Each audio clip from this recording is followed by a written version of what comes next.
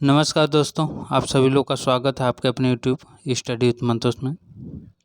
आइए आज हम शुरू करते हैं ग्रहों की गति संबंधी नियम, the law of planetary motion. ठीक, आज इसके बारे में हम चर्चा करेंगे। जो लोग चैनल पर नए होंगे चैनल को लाइक सब्सक्राइब शेयर करना मत भूलिएगा। आइए शुरू करते हैं। आज का पहला क्वेश्चन है, ग्रहों के कक्षीय नियम की खोज किसने किया था? ग्रहों के कक्षीय नियम का खोज किसने किया था? इसका सही ऑप्शन है जोहान्स केपलर। किसने किया था? Johannes Kepler. ठीक, ये 3 नियम प्रतिपादित किए थे। कौन कौन? पहला हो गया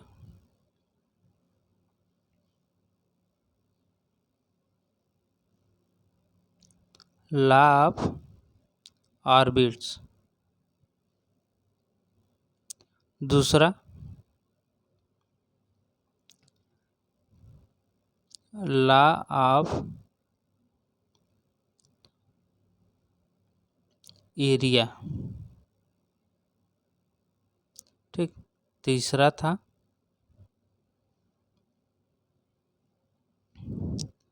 लॉ ऑफ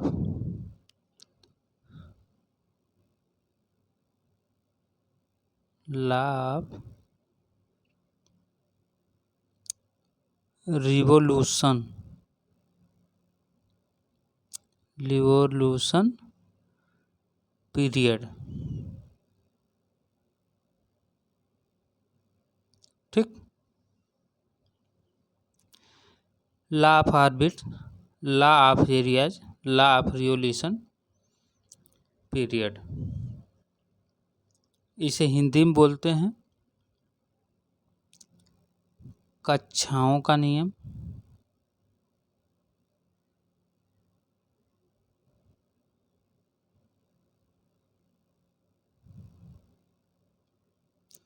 इसे बोलते हैं क्षेत्रफल का नियम।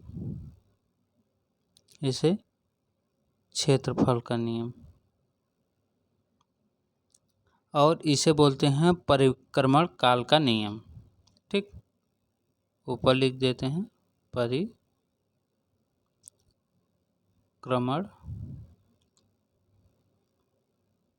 काल का नियम।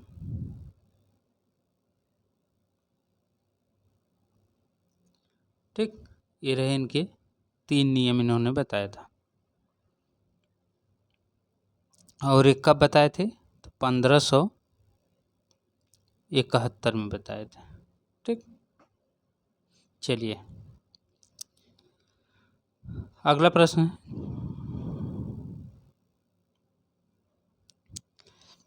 आकाशीय पिंडों के संचालन हेतु गुरुत्व केंद्र का कार्य कौन करता है? आकाशीय पिंडों के संचालन हेतु गुरुत्व केंद्र का कार्य कौन करता है? तो इसका सही ऑप्शन हो जाएगा ब्लैक होल। गुरुत्व केंद्र का कार्य कौन करता है? तो ब्लैक होल करता है। ठीक, अगला प्रश्न है कि सौर परिवार का गुरुत्व केंद्र क्या है? सौर परिवार का गुरुत्व केंद्र क्या है? तो वो है सूर्य। क्या है? वो है सूर्य। ठीक, अगला प्रश्न है,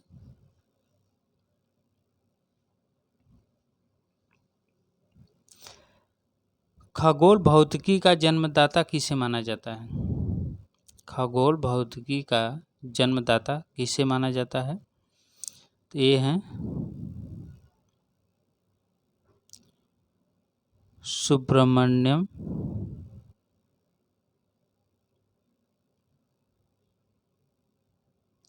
चंद्रशेखर।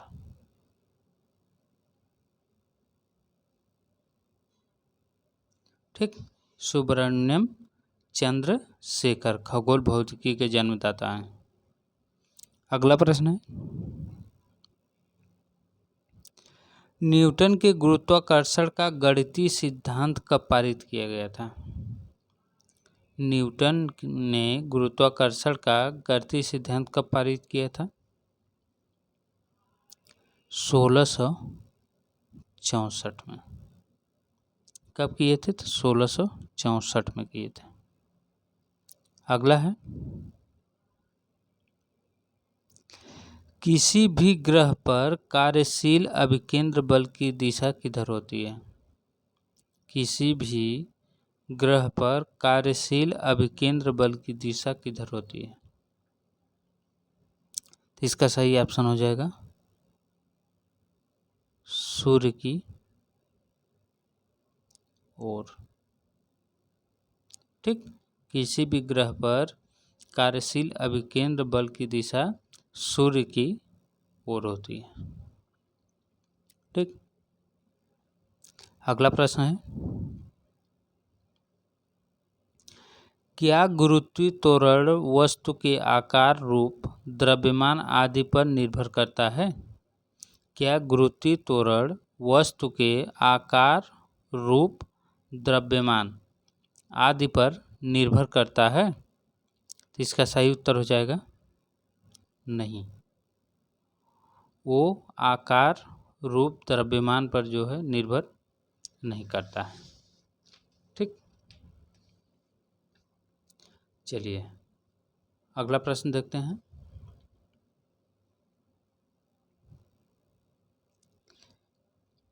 अगला प्रश्न है कि गुरुत्वीय त्वरण का मात्रक क्या है?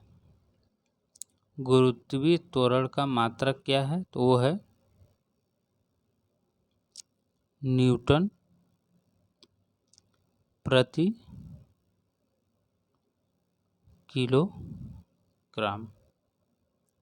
ठीक, क्या है? न्यूटन प्रति किलोग्राम। अगला प्रश्न है, प्रश्न सब बहुत अच्छे हैं। ठीक, चलिए अगला प्रश्न देखते हैं। पृथ्वी तल पर जी के मान, पृथ्वी तल पर जी के मान में परिवर्तन हेतु मुख्य रूप से कौन उत्तरदायी है? तो पृथ्वी तल पर जी के मान में परिवर्तन हेतु कौन उत्तरदायी है? तो वो है पृथ्वी का अक्षीय घूर्णन। पृथ्वी का अक्षीय घूर्णन। ठीक, चलिए अगला प्रश्न, पृथ्वी पर जी का मान सबसे कम कहाँ होता है? पृथ्वी पर जी का मान सबसे कम कहाँ होता है? तो वो होता है भूमध्य रेखा पर।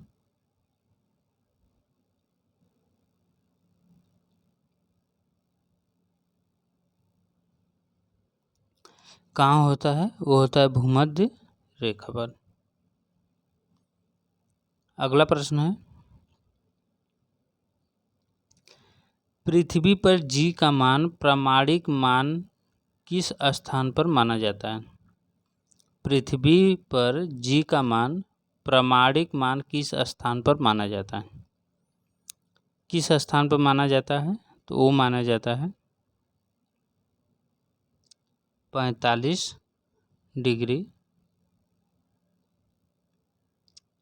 अक्षांश के समुद्र तल पर।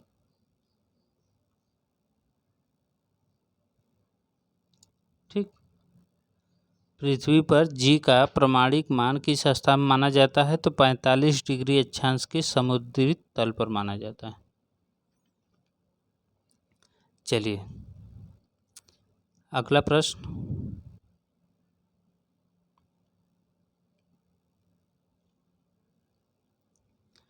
अगला प्रश्न है, जी का पृथ्वी पर जी का प्रामाणिक मान क्या है? जी पर प्रमाणिक मान क्या है, तो वो है 9.8 मीटर प्रति सेकंड स्क्वायर। ठीक, चलिए अगला प्रश्न।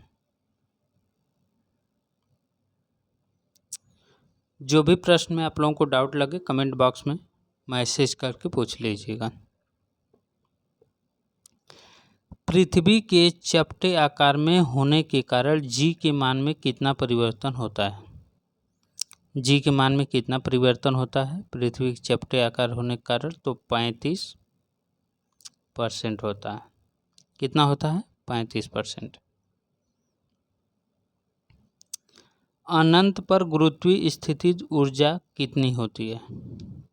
अनंत पर गुरुत्वीय स्थितिज ऊर्जा कितनी होती है? तो वो होती है 0। ठीक, कितनी होती है? तो वो होती है 0। अगला प्रश्न है,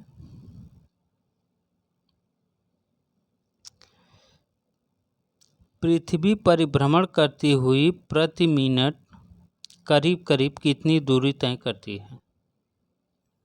पृथ्वी परिभ्रमण करती हुई प्रति मिनट करीब करीब कितनी दूरी तय करती है?